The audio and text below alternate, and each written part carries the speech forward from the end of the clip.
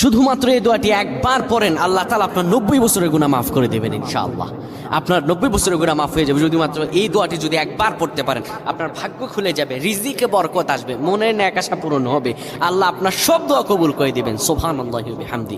এত ফজিলত, এই দোয়াটা আপনারা শেয়ার করে দিবেন। এই যুবকেরা, আমল না করেও সওয়াব পাবা। তোমার একটি শেয়ারে, একটা বাটনে প্রেস করে তুমি সওয়াব পেয়ে যাবা। কারণ তুমি আমল না করো, অন্য কেউ যদি তোমার শেয়ারের বদৌলতে আমল করে, সওয়াব তুমি পেয়ে যাবা। নবীজির হাদিস। আমার ভাইয়েরা, আল্লাহর কাছে দোয়া করা, আল্লাহর কাছে দোয়া চাওয়া, এটি হলো মুমিনদের কাজ। আমার আল্লাহ বান্দাকে বলেন, বান্দারে উদউনি আস্তাজিব লাকুম, আমার কাছে চাও, আমার কাছে চাইলে আমি আল্লাহ তোমাকে দিয়ে দিব। কেউ যদি একবারে দোয়াটি পড়তে পারে, দোয়াটি হলো রব্বি ইন্নী যালামতু নাফসি ফাগফিরলি।